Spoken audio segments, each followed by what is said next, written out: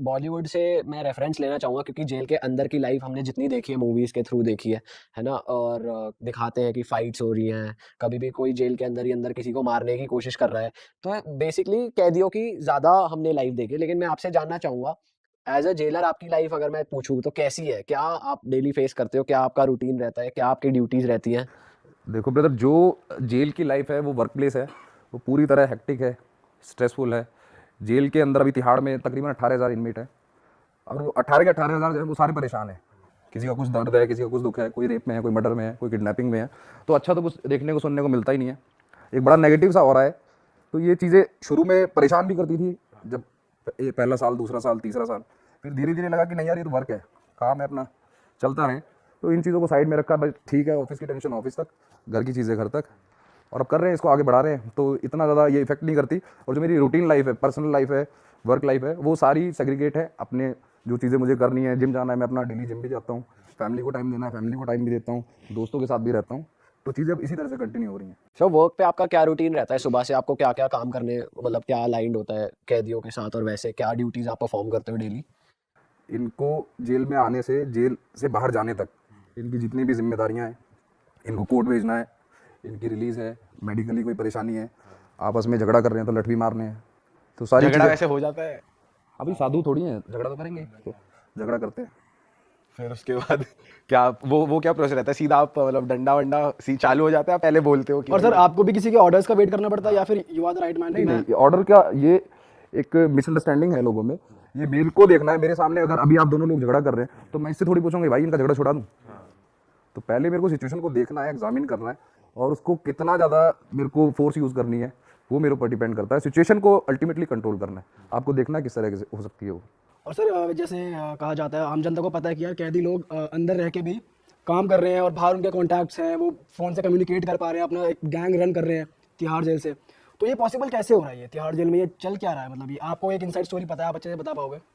Tihar jail में ऐसी जो आप गैंग की बात कर रहे हैं, अभी मैं समझ रहा हूँ, अभी पीछे उसका एक पंजाब से इंटरव्यू आपने देखा होगा, लॉरेंस का। तो दिल्ली में तो ऐसा नहीं है। हमारे पास अभी अपग्रेडेड 5G वर्जन के जैमर्स लगे हुए हैं। इवन मेरा अपना खुद का फ़ोन भी जेल के अंदर जाके वर्किंग नहीं होता। तो हमारी तो जेल, तिहाड़ जेल है, एशिया की बिगेस्ट जेल है और सबसे सेफेस्ट है, सबसे ज़्यादा हाईटेक है। तो ऐसे इंसिडेंट तो नहीं है, लेकिन फिर भी टाइम टू टाइम अगर कुछ ऐसा आता है तो वर्कआउट करते हैं उनको। और सर आप ऑफ कैमरा भी हमें बता रहे थे, जो हम कह रहे थे पॉडकास्ट में करते हैं, तो ये कैसे सामान आ जाता है या कैसे? देखिए, ये आपके पास सोचने समझने करने के लिए बहुत सी चीज़ें हैं, मेरे पास भी बहुत है। जो जेल में इनमेट बंद है, जिसको अपना गैंग चलाना है या नोटोरियस एक्टिविटी करनी है, उसके दिमाग में कुछ ना कुछ चीज़ें चलती रहती हैं कि किस तरीके से मैं क्या करूं। अब ये दिल्ली की हम जेलों की बात करें तो जनकपुरी जेल है और इधर मंडोली जेल प्रिजन है, रोहिणी जेल प्रिजन है। इन जेल्स के अंदर थ्रोइंग के इंसिडेंट देखने को बहुत मिलते हैं। अब ये क्या करते हैं, सॉक्स को लेते हैं, उसके अंदर कोई फ़ोन छिपाएंगे या जो भी इन्हें कॉन्ट्राबैंड आइटम भेजना है उसको डालेंगे, उसके ऊपर फिर रेत वगैरह डाल के, जिससे कि वो एज अ शॉर्ट पुट उसको थ्रो कर सके।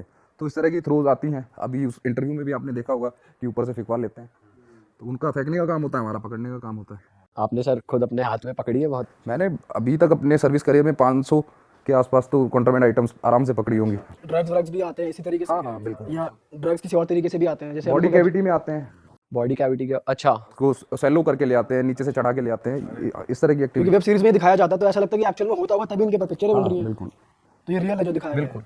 ऐसा आपने भी पकड़ा है ऐसे ड्रग्स को? और वो फिर सर अभी एक बड़ा पॉपुलर नाम है सुकेश चंद्रशेखर, जो आपके सुपरविजन में ही है अभी। तो सर उन्होंने कहते हैं जेल से ही 200 करोड़ का स्कैम कर दिया। और तो ऐसा कैसे पॉसिबल है? मतलब क्या इनको सच में वीआईपी ट्रीटमेंट मिलता है लोगों को, या वो पेरोल पे रख लेते हैं एम्प्लॉयज और स्टाफ के साथ कुछ बना के रखते हैं? कि कई बार हमने मूवीज में, अगेन मूवीज का ही रेफरेंस है, कि पुलिस के लोग जो हवलदार और वो सब होते हैं वो हेल्प कर देते हैं। ऐसा होता है सच में? देखिए, जो जेल प्रिजन है वो अपने आप में एक परिवार है। परिवार के अंदर हर तरह के लोग आपको देखने को मिलते हैं, अच्छे भी होते हैं, बुरे भी होते हैं। आपको शराबी भी देखने को मिलेगा, पढ़ने वाला बच्चा भी मिलेगा। तो कुछ ऐसे एक दो बैड एक्टिविटी वाले स्टाफ हैं जिनके ऊपर कार्रवाई भी चल रही है। आपने देखा भी होगा सुकेश वाले केस में कुछ अरेस्टिंग्स भी हैं, और ये अभी इंक्वेस्ट है, प्रोसीडिंग है, चालू है, देखते हैं क्या रिजल्ट आता है। और सर आपको डर लगता है वैसे जब आप घर जा रहे होते हो, या कि मतलब यार मेरा डेली की डीलिंग, और जैसे रूबल भाई भी हमें आए थे पॉडकास्ट पे, वो बता रहे थे कि उनका काम था कैदियों को लेकर जाना कोर्ट में, और उन्होंने पिक करे थे हाई प्रोफाइल केसेस। तो जो एक कैदी के साथ सिर्फ 4 पुलिस वाले, तो वो अपना एक्सपीरियंस शेयर कर रहे थे कि रास्ते में जाते-जाते कोई कैदी कहता था, "ओए सिगरेट दे, ओए ये कर, तुझे तेरा मैंने बैच नंबर देख लिया।" तो उनको तो ये होता था कि चलो जिस दिन कोर्ट हियरिंग है, आपकी तो डेली डीलिंग है सर उनके साथ, तो कभी डर लगता है आपको? परेशान तो करते अब ये होंगे। देखो, जो कुत्ता है उसका भौंकने का काम है। मेरे को भी कैसे कई बार ऐसे थ्रेट मिले हैं कि जनाब आपकी गाड़ी का नंबर ये है, आपका रूट ये है। तो 10 साल तो हो गए, 10 साल में 100 थ्रेट तो मिल चुके होंगे, लेकिन बाल भी किसी ने आज तक तो तोड़ा नहीं है। और बोल रहे हैं, बोलते रहेंगे, जब कुछ होना होगा ना मेरे हाथ में है ना उनके हाथ में। कोई किस्सा है सर आपके पास, कोई किस्सा जो आप शेयर करना चाहो, या कुछ की कोई जेल स्टोरी जो आपको लगी हो, या आप जिसने आपके माइंड पे बहुत इम्पैक्ट करा हो, पॉजिटिव और नेगेटिव दोनों वे में, कि यार इम्पैक्ट के तो यार जेल तो अपने आप में खान है। अभी आपने देखा होगा चंद्रकांत झा वाला केस, देखा होगा, वो साइको किलर, साथ बिठा के ऐसे कॉफ़ी पिलाना, कॉफ़ी में नशा डालना, फिर हाथ पैर काट देना, उनके साथ सेल्फी खिंचाना, सर को मायापुरी छोड़ के आना, पैरों को नोएडा छोड़ के आना, ऐसे 7-8 मर्डर हैं उस पर। ये बड़ा अजीब सा केस था कि इंसान इतना ज़्यादा वो हो सकता है। अभी निठारी केस आपने देखा होगा, सुरेंद्र कोहली का, वो बच्चों को मार के फिर उनके बॉडी को कंज्यूम करता था। एक केस मेरे पास गुड़गांव से आया था, उसमें 18 साल का लड़का सिर्फ नशे के चलते, बहुत अच्छी फैमिली से था, अपनी पूरी फैमिली को उसने रात को अपने उसके फादर साहब ने डांटा होगा, तो कैंची तोड़ के अपने फादर को स्टैब कर दिया। तो मदर बचाने आई, मदर को स्टैब कर दिया। चीखने की आवाज़ों से बराबर के रूम से सिस्टर आई, सिस्टर को स्टैब कर दिया। तो ये चीज़ें हैं, कहीं ना कहीं परेशान तो करती हैं कि एक जरा से बिट ऑफ एग्रेशन में उसने ये चीज़ें कर दी। अब पूरी ज़िंदगी जेल में रहना है उसने, जो भी कन्विक्शन उसका होगा, पूरी फैमिली स्पॉइल कर दी। तो इसमें ये समझ नहीं आता कि जिम्मेदार कौन है। समाज जिम्मेदार है, उसका परिवार जिम्मेदार है, हम लोग जिम्मेदार हैं। कहीं ना कहीं हम लोगों की, सभी की मॉरल ड्यूटी है कि ऐसा कुछ देखें गलत होता हुआ तो उन चीज़ों को ओवर पावर करने की। सर ऐसे ही लोगों के लिए जेल में कुछ ऐसा होता है कि उनकी मेंटालिटी को सही करने के लिए कुछ ऐसी एक्टिविटीज़ होती हैं, कुछ मतलब कि उनका भी ध्यान उन चीज़ों से हटे, सुधर पाए, वो ऐसा कुछ होता है क्या? एक्टिविटी जो अभी तिहाड़ जेल है ब्रदर, वो अपने आप में रिहेबिलिटेशन और रिक्रिएशन का बहुत बड़ा इंस्टीट्यूट है। मोर देन 20 NGOs अभी प्रेजेंटली वर्किंग है तिहाड़ जेल में। हम इनका स्किल डेवलपमेंट भी करते हैं कि बाहर जाके रिहेबिलिटेट हो सके। उसके अलावा जेल के अंदर इनका अच्छा टाइम पास होने के लिए वो चीज़ें उसमें काम आती हैं। इनको हम वेजेस देते हैं कि जिसके घर से पैसा नहीं आ रहा, उसको जेल में जीने के लिए पैसे की ज़रूरत है, दूध राशन लेने के लिए, तो वो कैंटीन से ले सके, वो वेजेस भी हम लोग देते हैं। और मेंटली जो सिक है, जैसा मैंने केस आपको बताया, इस तरह के सहज योग और ब्रह्म कुमारी वेरियस NGOs हैं जो अपने प्रोग्राम टाइम टू टाइम चलाते हैं। सर आप कैसे देखते हो एक कैदी को, या मतलब एक होता है ना यार कि कभी-कभी ऐसा हो जाता है कि मतलब हर तरह के लोग आते हैं, तो कभी-कभी आपका भी मन करता है यार इसके लिए काश मैं कुछ कर पाता, या कोई ऐसा जो आपको लग रहा हो कि यार ये अभी इसे समझ भी नहीं है, 18 साल का है, ये मतलब कैसे आप डील करते हो उस चीज़ से? कभी हुआ है किसी कैदी के साथ आपका एक कनेक्शन या कन्वर्सेशन कुछ? देखिए, जहाँ तक मदद की बात है तो कोशिश रहती है। बहुत से ऐसे गरीब इनमेट्स आते हैं बंदों के, जिनके पास लॉयर अफोर्ड नहीं कर सकते, अपनी बेल नहीं बना सकते, या बेल बॉन्ड को रेमिट नहीं करा सकते, कंसाइज नहीं कर पाते। तो जो भी सक्षम लोगों से हो पाता है, हम उन्हें बोलते हैं NGOs के माध्यम से, या समाज के जो अच्छे लोग हैं उनके माध्यम से, कि भाई ये गरीब है, इसका 10,000 का बॉन्ड आप कर दो, इस तरह। और बाहर से NGOs से डोनेशंस अप्रूव कराना। जो गरीब कैदी हैं, उन किसी के पास चप्पल नहीं है, किसी के पास अंडरवियर्स नहीं है, तो ये सब चीज़ें टाइम टू टाइम हम करते रहते हैं। सर वैसे ऐसा कुछ केस हुआ है, जैसे एक ना सीरीज आई थी, उसमें क्या दिखाया था कि एक बंदा वो इनोसेंट था, बट फिर भी उसके पास कुछ विटनेस नहीं था, बट उसे फिर भी जेल में जाना पड़ गया था और पूरे उसने लंबे साल काटे हैं वहाँ पे। ऐसे केसेस जनरली होते हैं कि इंडिया में कि यार आम जनता को दिख रहा है कि यार ये इनोसेंट है, बट जज के पास ये दिखाने के लिए नहीं है उनके पास कि यार ये विटनेस है, ये इनोसेंट है, बट फिर उसे गिल्टी होकर अंदर कर दिया जाता है। ऐसा भी हुआ है, ऐसे केसेस आते हैं? देखिए, ऐसे केसेस देखने को आपको टाइम टू टाइम मिलते हैं। जुर्म होना, जेल में आना और कैद खाना अलग चीज़ें हैं। बाहर सोसाइटी में कोई भी क्राइम होता है, किसी का नाम आता है, पुलिस उठा के उसको बंद कर देती है, कोर्ट के आगे पेश करती है, जेल भेज देती है, उसके ऊपर फिर ट्रायल चलता है। अब वो डिपेंड करता है वो केस की ग्रेविटी क्या है। 23-24 का मुकदमा है, 307 का मुकदमा है, वो ट्रायल चलता है। ट्रायल में एविडेंस होते हैं, क्रॉस एग्जामिनेशन होती है। वो कई बार ऐसा देखने को मिलता है कि 2 साल, 3 साल, 4 साल तक भी जेल में रहता है, उसके बाद बेल ले जाता है या बरी हो जाता है। तो ये तो पार्ट ऑफ लॉ है, प्रोसीजर है, ये तो नॉर्मल चलता ही। इस केस में ऐसा होता है कि यार मैं इसका थोड़ा फेवर ले लूँ, मुझे तो पता है ये बंदा गिल्टी नहीं है, फिर मैं इसका थोड़ा फेवर ले लूँ, ऐसा कभी? आप देखिए, सबके अपने काम है। अगर मैं वहाँ जेल ऑफिसर हूँ तो मेरा काम एज अ कस्टोडियन है, वो ठीक से रह रहा है, ठीक से सो रहा है, खा रहा है, पी रहा है, कोई परेशानी तो नहीं है, वहाँ तक मेरा काम है। उसके जो उसका क्राइम है या उसके केस को डिसाइड करना कोर्ट का काम है, वो कोर्ट ने करना है। सर एक केस आया था बड़ा फेमस, दहलाने वाला, जो पूरे देश को दहला दिया था एक तरीके से, निर्भया केस जो था, और उसके जो सारे विक्टिम्स थे वो तिहाड़ जेल में ही थे।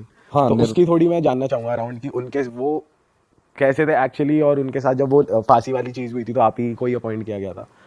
हाँ, निर्भया रेप केस जहाँ तक मुझे याद है 16 दिसंबर 2012 का ये केस है, और जिसका एग्जीक्यूशन हमने शायद 20 मार्च 2020 को किया। तो आपने बिल्कुल ठीक कहा, ये जो फांसी की जिम्मेदारी थी उस टीम का एक पार्ट मैं भी रहा, और इस कदकाठी की वजह से ही मेरे को वो इतनी बड़ी जिम्मेदारी मिली। मुझे अच्छे से याद है उस टाइम मैं नेशनल गेम्स में अपना गोल्ड मेडल लेकर आया था।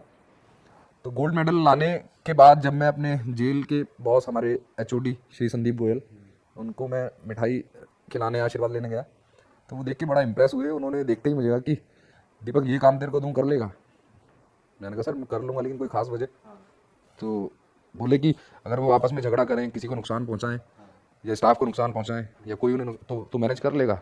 मैंने कहा सर जैसा हूँ आपके सामने खड़ा हूँ, आपने अगर ये जिम्मेदारी दी है, आपको लगा है तो कुछ होगा ऐसा।